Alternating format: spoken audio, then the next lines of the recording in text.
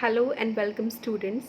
Today I am going to discuss a poem written by Dylan Thomas, that is a refusal to mourn the death by fire of a child in London. Dylan Thomas is one of the most prominent and the most passionate figure of contemporary English literature.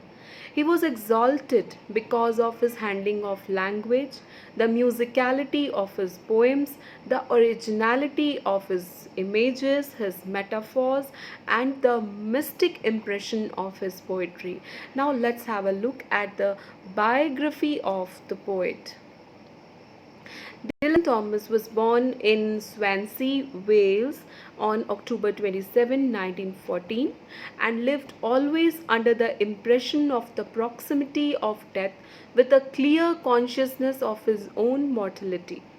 The theme of death has central importance in his poetry, which can be observed by the frequency of its occurrence and by the intensity of its images. Commenting on Thomas' sense of terror by the impression of premature death, on addition to his weak health and his bad habit of hard smoking and drinking, Fitzgibbon says that Dylan Thomas, his parents, and all his friends expected him to die young. All his life, the clocks ticked away his death for him. His father said that Dylan would never see 40. And yes, it was true that he died in a young age on 9th of November 1953 when he was only 39.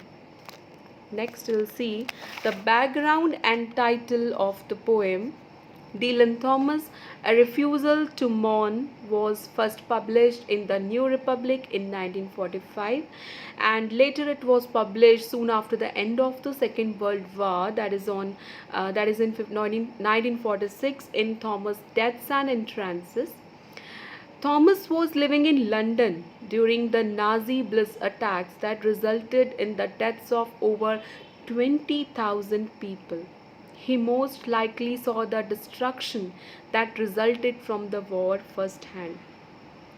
So, this poem is dedicated to an anonymous child, a little girl who died in a fire in London and was a victim of bombardment during World War II. Now, the title of the poem is very long and paradoxical, as the poet expresses a serious concern with the child and confesses to be deeply affected by its death. Still, he is confused whether he should mourn or not. In the poem, the persona laments the absurdity of a child's death and contradictorily refuses this death as if his lament were a profanation of its sacredness. Now we'll focus the main part of the lecture, that is the structure, rhyme scheme and theme. The poem is of 24 lines divided into 4 stanzas of 6 lines each or sestets. The stanzas follow a specific rhyming pattern that remains consistent throughout the entire piece. The lines rhyme is ABC, ABC, varying according to the poet's word choices in all 4 sestets. Now, what is the main theme and concern? That is the reality of death.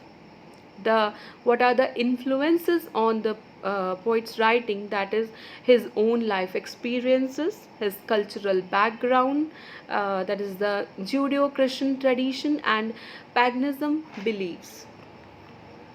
Now we'll come to the explication and the analysis of the poem. We will go stanza by stanza, and now I will go through the poem. Never until the mankind making bird, beast and flower, fathering and all humbling darkness, tells with silence the last night light breaking, and the still hour is come of the sea tumbling in harness. So the poem begins with the speaker describing the only point at which he will allow himself to mourn the death of a child. The poet will not mourn till the darkness creates bird, beast, flower. Darkness in this stanza is personified as it is the source from which mankind is made, and bird, beast, and flower are all fathered. The poet points here to the ambiguous nature of death, as it marks the destruction of life and also paves the way for newer life. Bird, beast, and flower alike are common and universal to this truth. So, the lines, fathering and all humbling darkness. So it's a kind of all consuming darkness that has a humbling effect. For in the face of death, all are equal. In this stanza, the image locates the origin of life in death. The poet here evokes at the start the natural cycle of birth and death. The darkness signals the last light breaking, light indicating here final moment of consciousness, as well as the metaphor using of the image of stilling of the sea tumbling in harness or the blood flowing through the body. It too becomes still.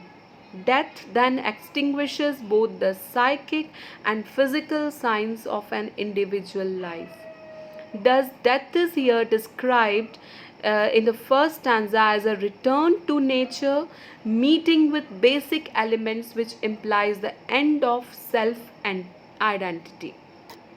Now we'll move to the second stanza. I will read the lines. And I must enter the round Zion of the water beat, and the synagogue of the ear of corn. Shall I let pray the shadow of a sound, or sow my salt seed in the least valley of sackcloth to mourn? So, in the second part of the poem, the poet seems to take death as a sacred reality. The poet says, when death comes or the nature tells him that the end is here, he will know that he must enter again the water bead from which he came. He also refers to this place as the synagogue of the ear of corn. Ear of corn represents here fertility. Now the poet will return to the center, origin, and base of all life. He will enter his death, and in doing so once more become a part of the earth. So it's a natural cycle of birth and death. Thus, death as a return to nature is expressed here by the image of religious significance, holiness, and sanctity. The word synagogue. The synagogue was created at the time of the exile of Israel in Babylon as a substitute to the temple of Jerusalem in the Mount of Zion. Valley of Sackcloth stands for the valley of the shadow of death, giving majesty to the reality of the child's death, is in contrast with the sense of banalization of life and death provoked by the war. The poet in this stanza is holding back his desire to mourn until the end of this life. He describes this act as holding back his salt seed. Salt seed is the tears. The tears are salty in nature. So he's holding back his salt seed from the earth and not allowing the shadow of a sound to escape his mouth. Now we'll move to the next, that is the third stanza. I will go through the lines. The majesty and burning of the child's death, I shall not murder the mankind of her going with a grave truth, nor blaspheme down the stations of the breath with any further elegy of innocence and youth. So, in the second half of the poem, the speaker finally explains the reasoning behind his decision of refusal to his mourning.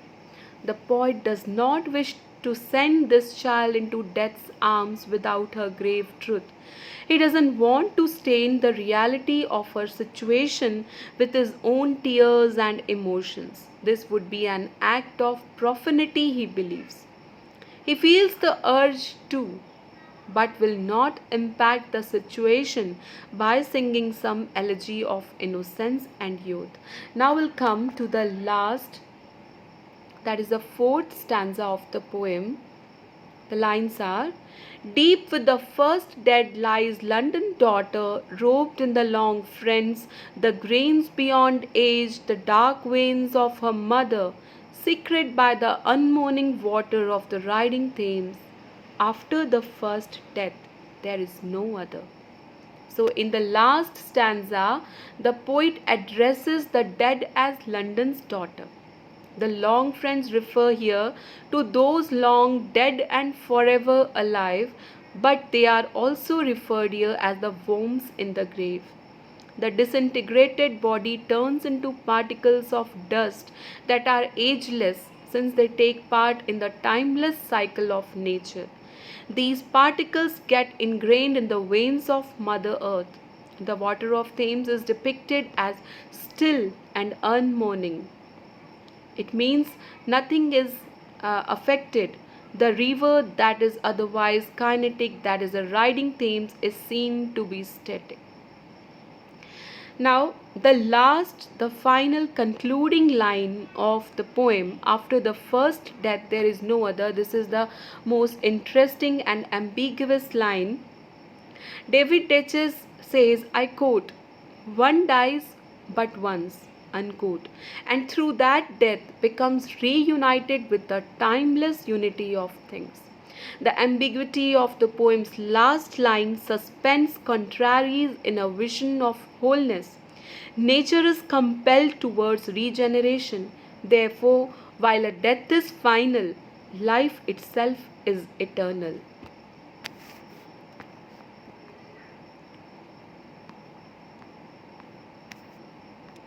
With this, I end my lecture here.